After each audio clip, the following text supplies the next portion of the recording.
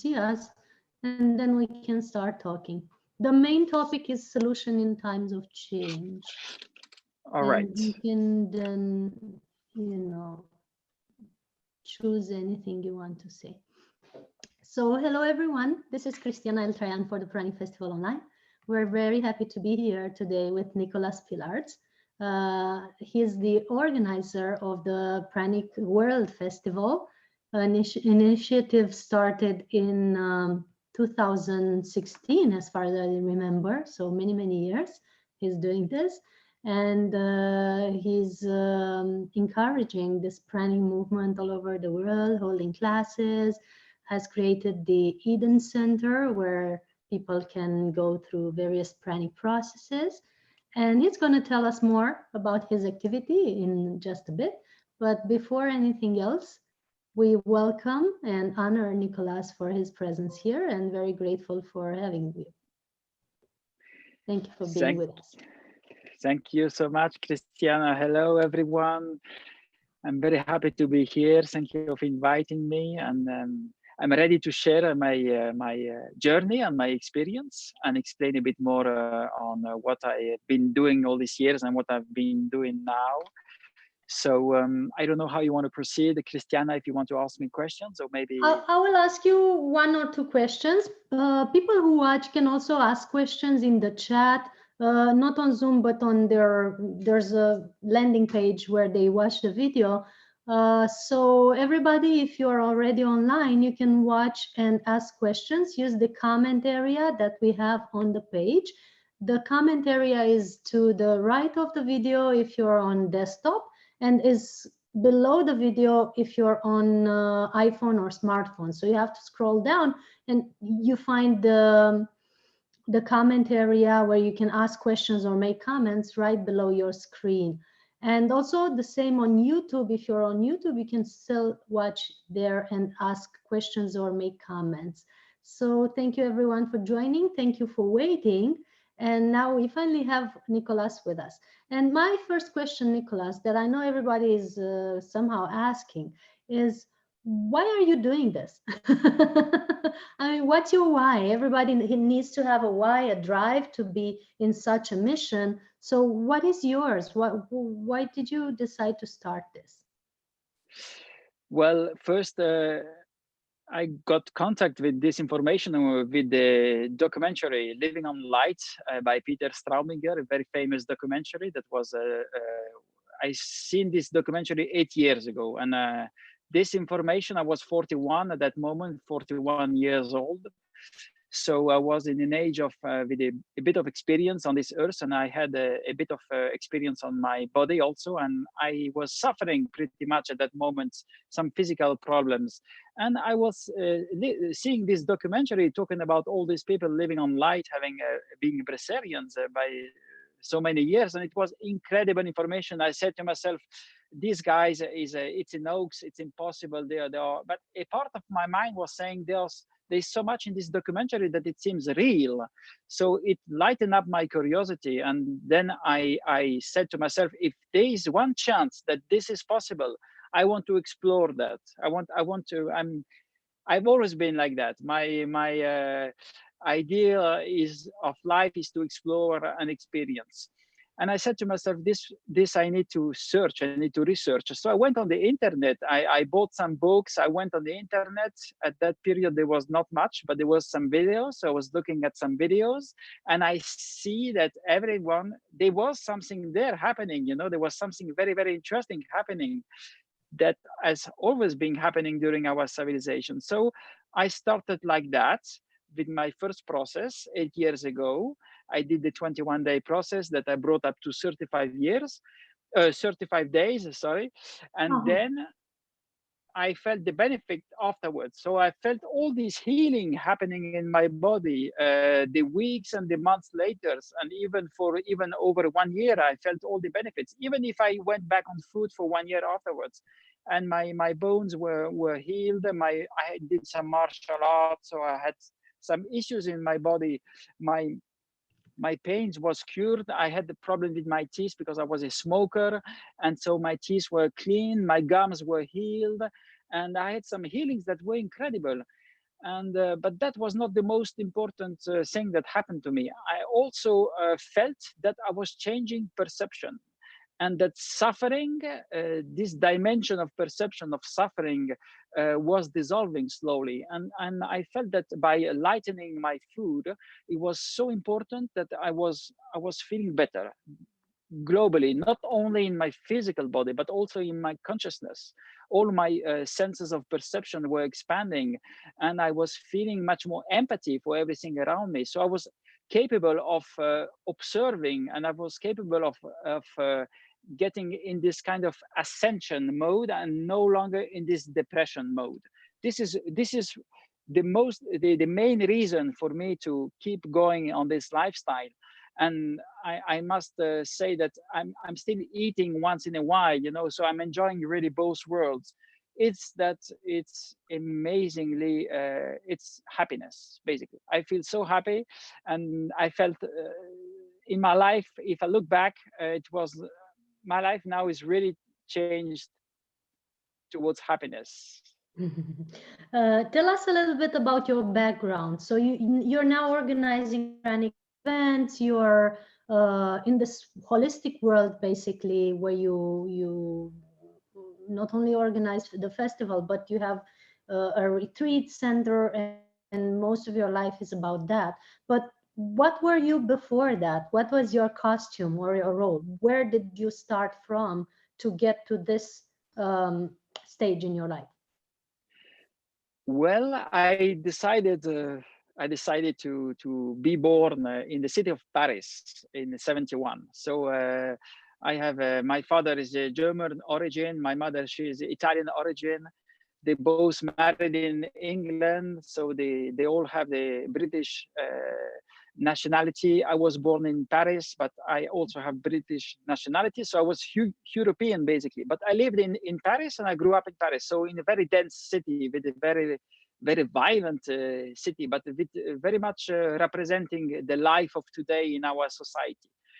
So my life is about a lot of experience. When you're young, you do a lot of experience. So I really experienced city life very much.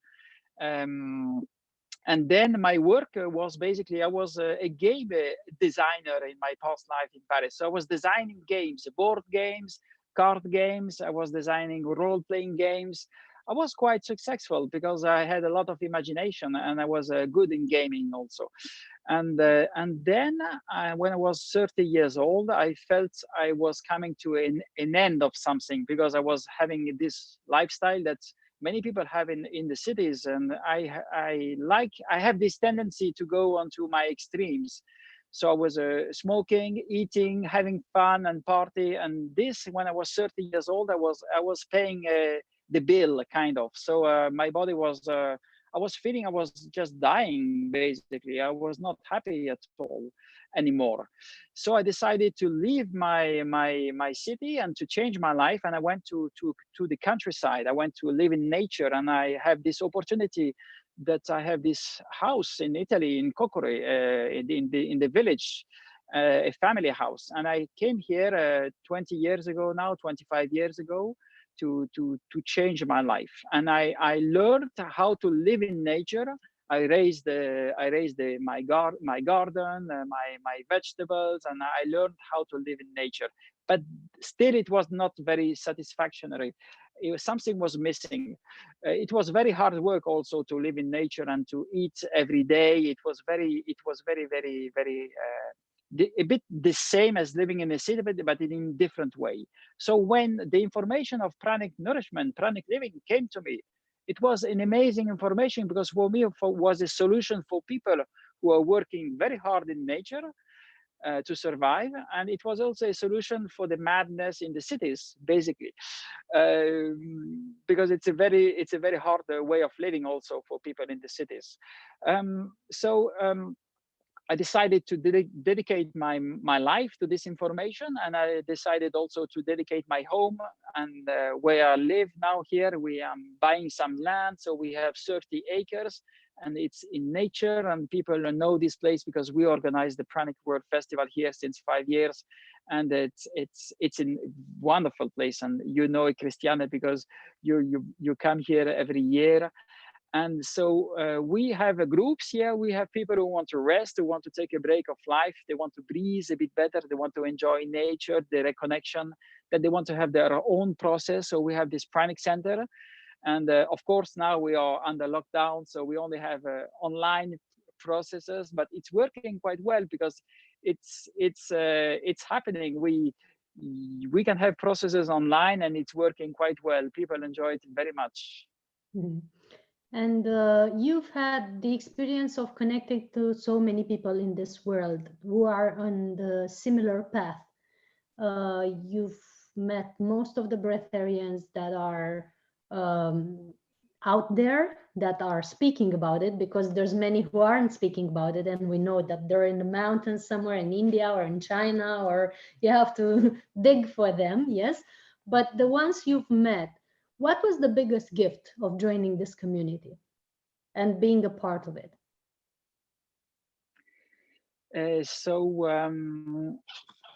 So when I contact Brazilians and brothers and sisters that are on the same path, because I want them to share their own way of seeing, and because this information is not only one information, it is an information that we all are bringing from different perspectives and different views. So the main correlation in between everyone, it is, of course, it's linked to the food. It's linked to lighten the density. The less, it's not about stopping eating, but it's about finding balance with nourishment. And nourishment is very variated. So it is about all your activities in your life and finding balance with all your activities. But it is also very much linked with what you're consuming physically by your mouth. So now, after 8 years of experience myself, I understand that it is an amazing journey into density, into layers of our being. And our being is not only made by physical energy, but also by all the different energies that is all around us. And it is not only our body that we're talking about, but we're talking about the body of the multidimensional universe around us. So it is raising vibration, basically. So everyone that I meet and I talk to, it's like recognizing who we are, and I see parts of me in everyone.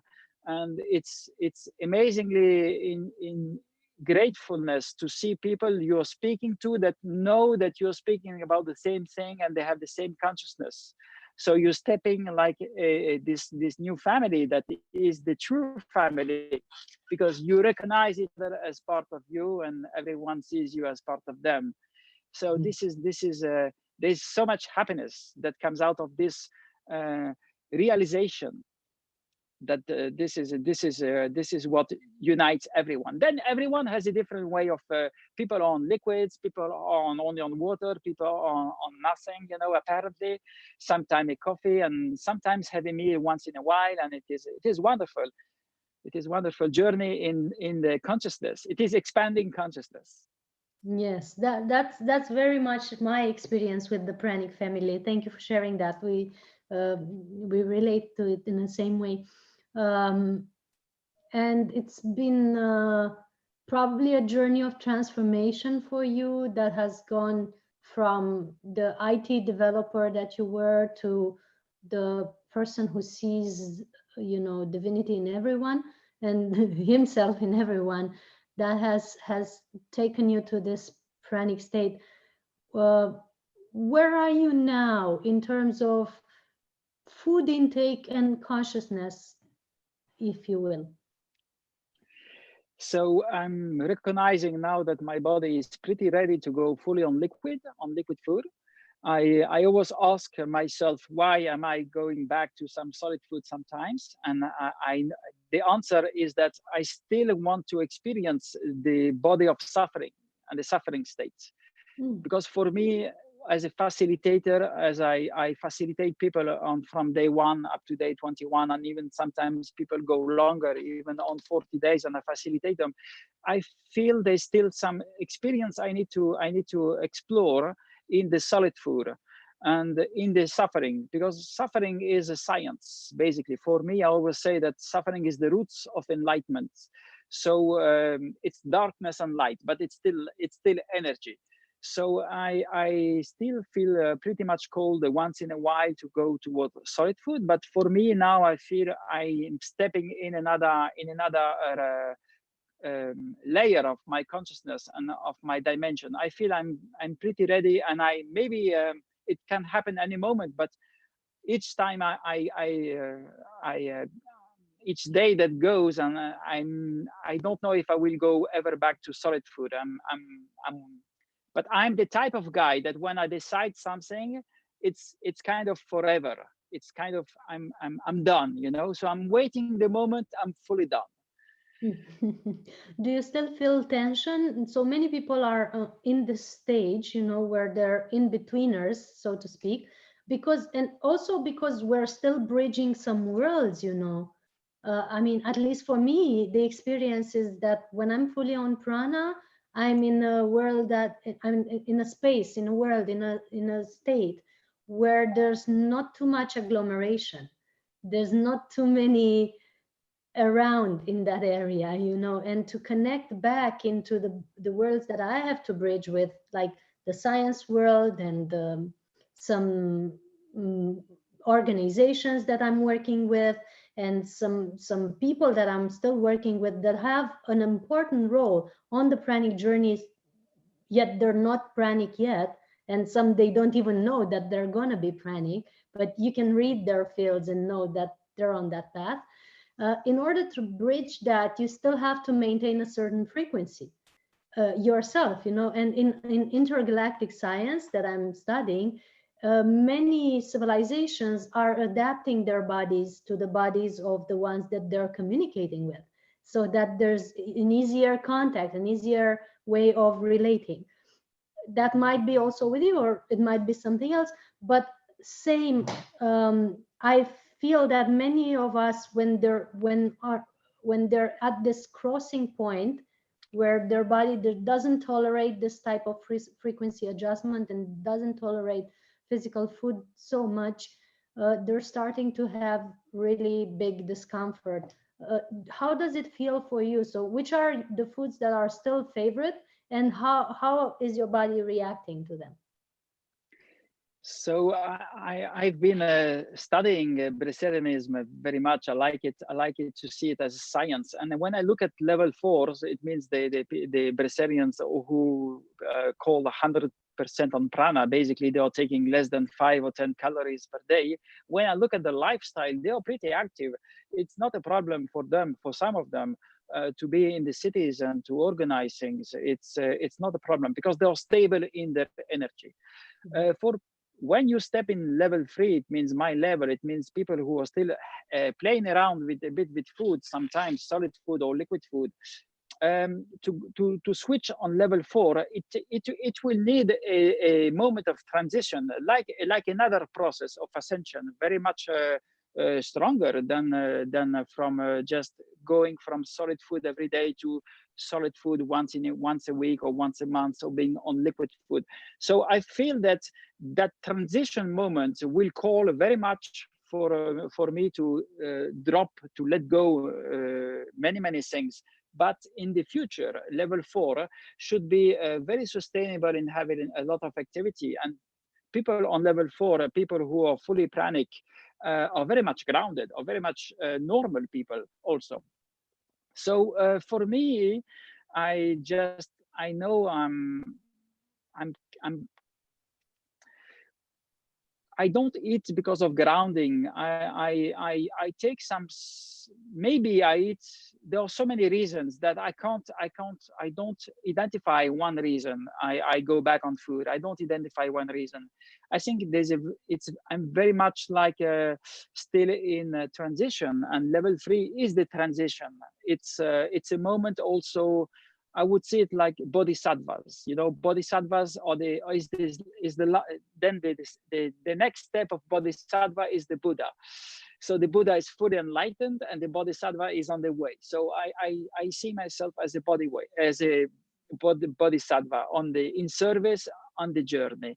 And I don't know if I will ever be level 4. I will ever quit completely liquid food or solid food. But if it happens, I'm really open, because I like to see my life as an experience, and I like to see my life pretty much in service now. So I dedicate my life to inform on this paradigm. So I try to use everything that is available. So if I would need to design a game in future, I will design a game to help people. If I need, this is why I created the festival, is to bring people together for us to meet brothers and sisters, because we know it can be very lonely adventure. I did this Pranic Center because I felt this place is gorgeous, and I can't stay here alone. I need people need to come and enjoy it, because so many people are living in the cities that it's becoming a problem to live in the city, because people don't go enough anymore in nature. They don't even know the flowers, the smells, the trees, the animals, the natural states of the planet was very different at one moment. Absolutely, yes. And I think it's fabulous to bring people together, especially on these journeys where, okay, when you're already in the top of the mountain, you can see that you're not alone because you can see everybody around you. Even though they are at a certain, so-called distance, or still climbing up, but you do see that there's others around you. But when you're climbing up and maybe you're in a forest and you cannot see anything around, you might feel that you're alone. So it's so good. It's so good that you're bringing people together and they get to feel that, yes, we're part of a family, and we're together on this journey, and check it out, we have similar issues and we have similar results, and we even have similar ways of perceiving reality, which is great, because when you're at home with family or with people that have a completely different lifestyle, you might perceive that you're either the black sheep or the alien of the community. And with this type of gatherings, finally people get to observe that, oh wow, there's others like me. Oh, so cool to stay on the planet then, because we have something in common, at least with 10 other people or 100 other people or so. And it's a great sense of reconnecting and recommuning with others. And I just loved what you shared about solid food and liquid food and levels. And yes, indeed, some of us are like bodhisattvas on the journeys, and some of us are like simply, um, we got there already, we know how it feels, we did the Buddha thing, checked it, and as Buddha did, at some point he got into the middle way. So no longer in the forest, no longer fasting, no longer an ascetic state, but went back to his palace enjoying it, and he's still in the Buddha state. I mean, no problem with that also. For me at the moment, my body is not tolerating a full meal since several years, I think. So a full meal would be like a whole pizza or a whole plate of whatever cooked food people eat.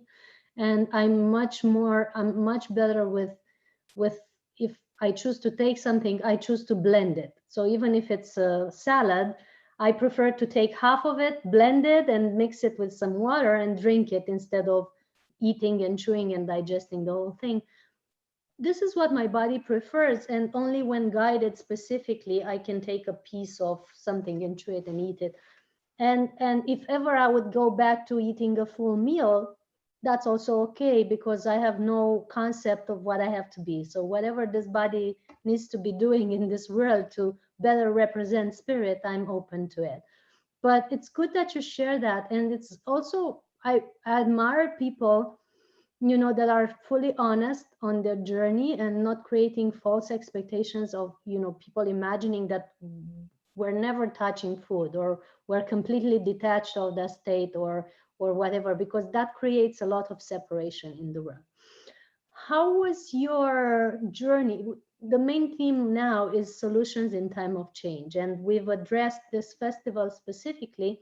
I was guided to create it specifically to to give people an opportunity to see how us all are dealing with this present situation that was unprecedented, was scary to some, and was, of course, maybe a low frequency bringer for humanity for a while. And then we woke up and said, okay, we want love and compassion, let's join together. And how is it for you? Can you tell us a little bit about your journey? Because Italy was very much one of the hotspots of this situation. And how did you cope with it? What did you do every day? What were your practices? And maybe what are your recommendations for others? So my journey was, well, I was in Morocco, facilitating a process in Morocco in March when it all started, and then I went back into Italy. And when I just went back to Italy, it was starting in Europe basically. It finished. It was expanding in Europe, and it started in Italy, but it was still very much in the beginning. So I just came back. It was pretty normal for the first days. Everyone was talking about it. They took my temperature at the airport, and then I was Rafaela, my partner, is 4 hours drive away from here in another city, and I was seeing that the events were happening very much in north of Italy, and I'm in the center of Italy. So they were starting to declare the red zones in the north of Italy, but no one would have predicted so much happening, so much lockdown, so powerful lockdowns in Europe. But still, I was, I live in my wigwam. It's a kind of a yurt, it's like a tent, basically. I have a stove in the middle, and I have here 30 acres of nature around me. So for me, to be here in the lockdown, or not to be here in the lockdown, COVID or no COVID, it's exactly, I live the same lifestyle basically. The only thing that is not happening is that I'm not having the people coming to the center to have the process, and we had to cancel a few processes. I had to cancel my flights to USA. I had to cancel my flight to India because I was having process there, and then I had to cancel Croatia. But then I created all this process online, so I'm still able to facilitate people at distance very much. My lifestyle didn't change. I decided to change my lifestyle 25 years ago because I would see higher wisdom would make me see what was the option for humanity. And I decided I can't live in the city anymore. I need to know about nature. And already when everything was perfect in the city, I was seeing very much suffering happening. So I decided to go and explore nature and to live into nature and to learn the ways of nature. And this is what I'm doing now. So basically, when you have my kind of lifestyle, if you have a lifestyle already sustainable, because it is all about sustainability. We have an organization. I created this as an organization to have it is a non-profit organization that is nomadic lifestyle, pranic living, and gift economy. So with these 3 pillars, these 3 concepts, for me, human can be sustainable on this planet. So it is all about sustainability, because this virus is only one example of a situation that humans are not ready to deal with. Another can be a big storm of the sun. Another one can be another war. Another can be volcanoes erupting. It can be so many things happening that can change your life from a moment to another. So my invitation is to get in contact with higher consciousness.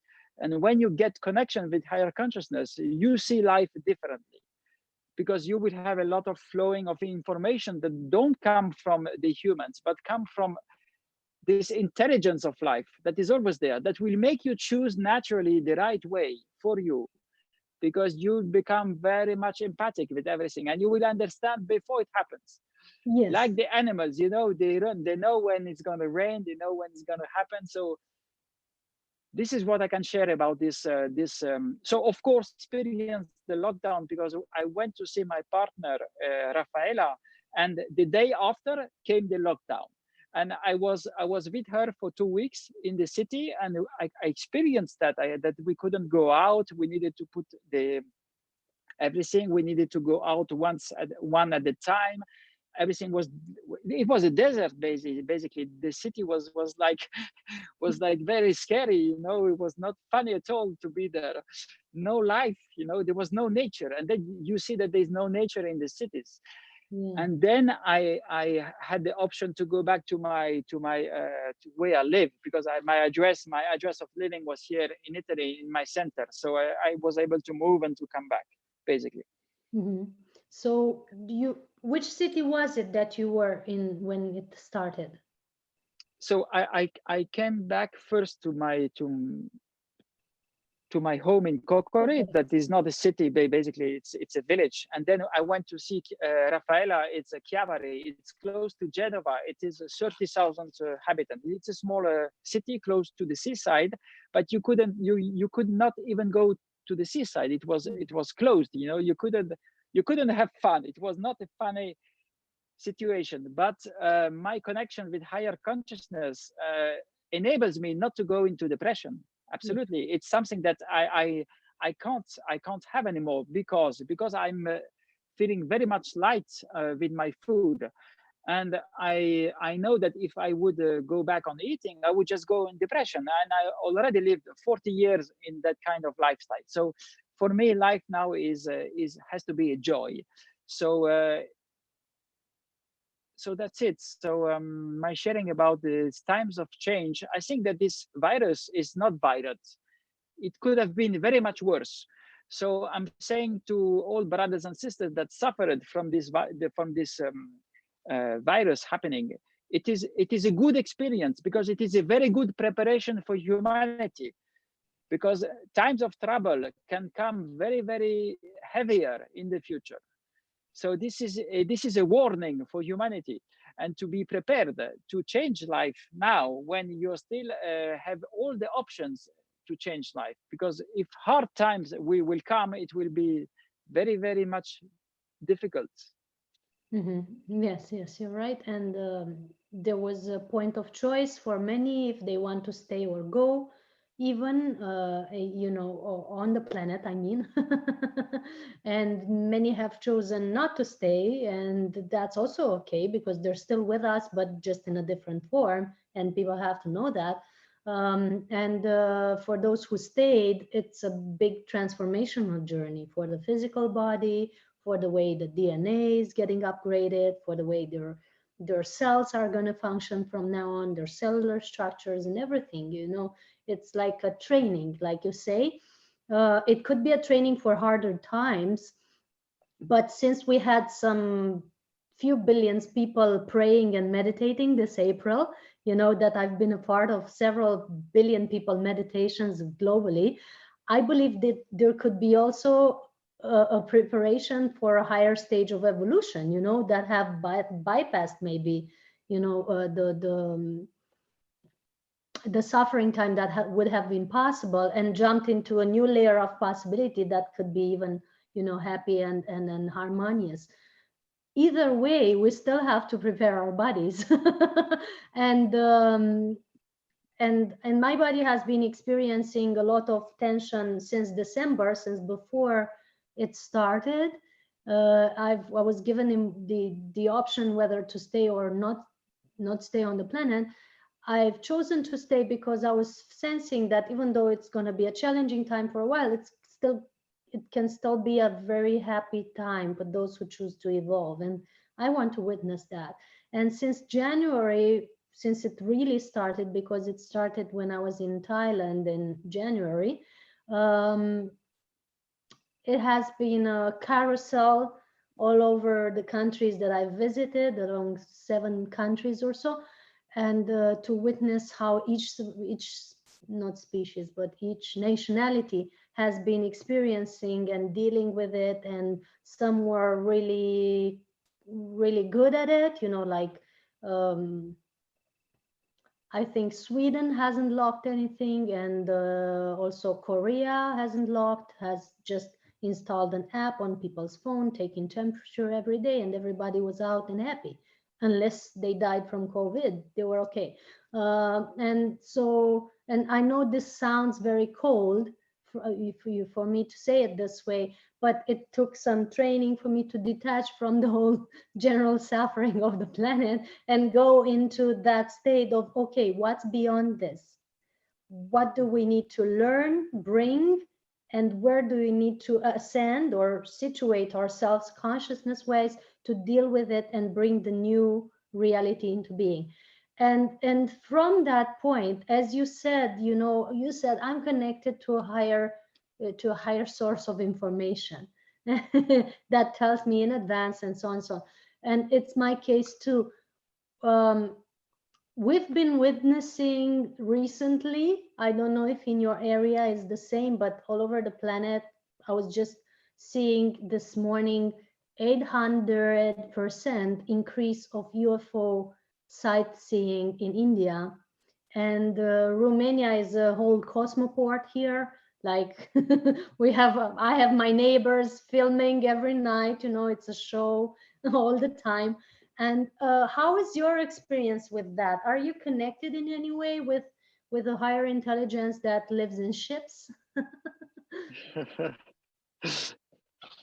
So there are many realities happening in one instance. In infinite realities, dimensions are completely linked all together and matching. They are mixed. It's all in entanglement, basically. So I decided to focus on my action.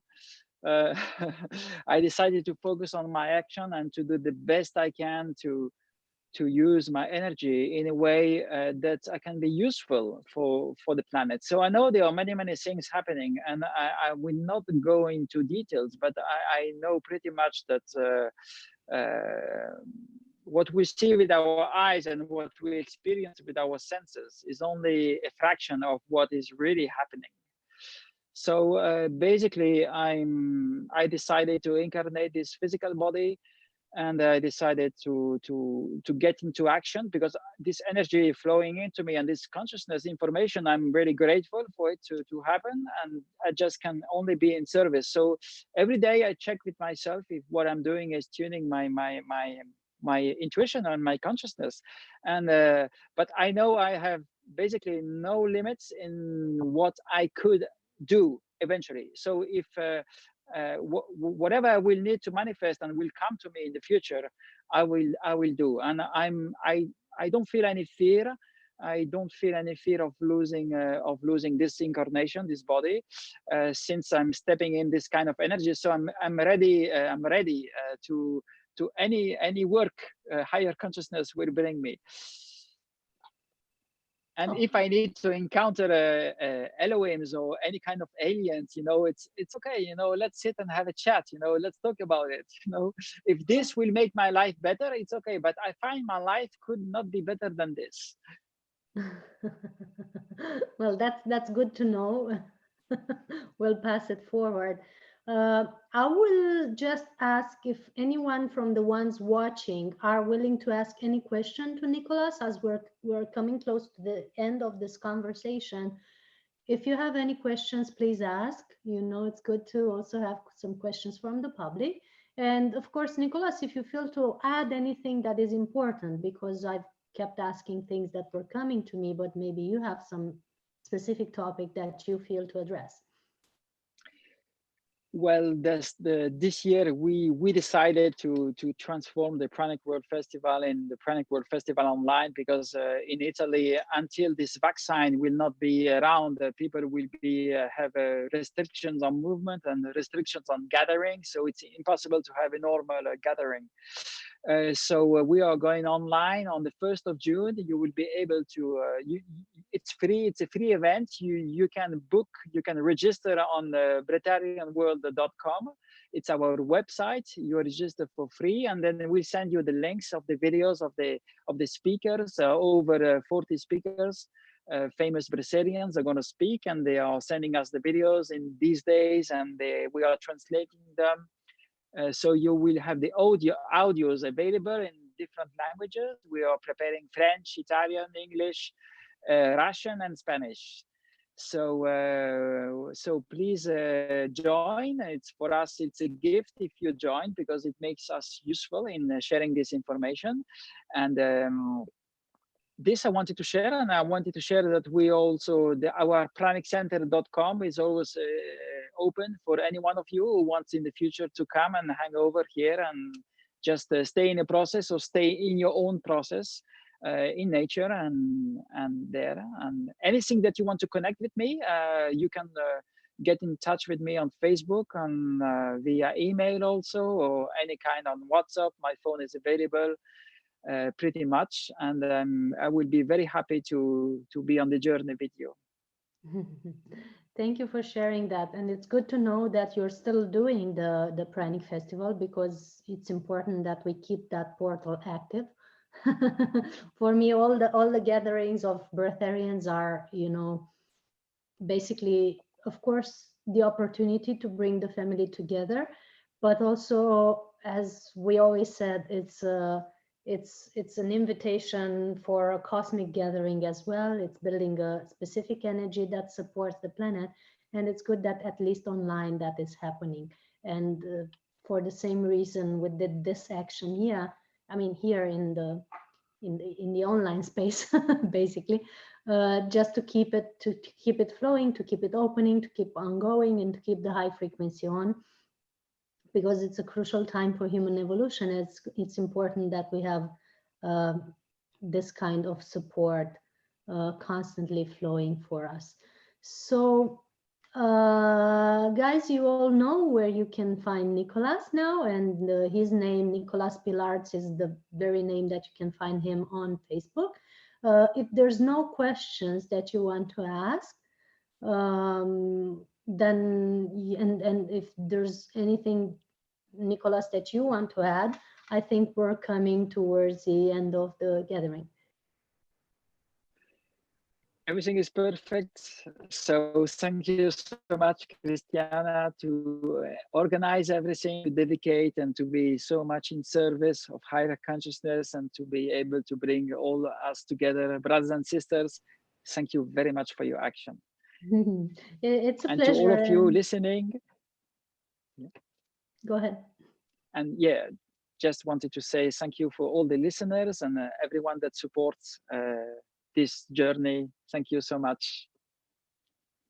Thank you for being here. Thank you for supporting this planet with your work. It's very valuable for all of us, what you bring in, and we really, really appreciate it. And thank you for sharing your journey with so much openness and honesty. We hope to meet again soon. I had booked my holiday post festival, and of course now I'm learning that that's not happening, but maybe I'll just come and visit the area if everything opens. For those of you watching at home, we have tomorrow another meeting with Adam Apollo at 8 p.m. Romania time. We're gonna go talk about prana, ether, and also intergalactic civilizations and intergalactic policies of unity, which are important now because there's more and more contact on the planet, and we have to understand how to navigate that. And also for the next meetings that we're preparing, you will receive the email with all the schedule, because each beginning of the week I'm basically receiving the new speakers and who's going to join, and that's how it's going on. So it's not a schedule made like 2 months before or something. It's on flowing, and each participant has a very important role and a very important frequency to bring and to support from this gathering. And my view of this is that we're all coming from a specific species, from a specific ray of frequency, or however each one wants to name it, that has a specific melody to play in this gathering that is making the symphony sound the way it sounds, and it's playing along the planet, and it's ongoing continuously after. So thank you so much, everyone. Thank you, Nicolas, and Beautiful. See you tomorrow at 8 p.m. Bye-bye. Bye-bye. Ciao. And abbracci to Italy. Okay. I really miss it. See you soon. See you, Christiana. Thank you. Bye-bye.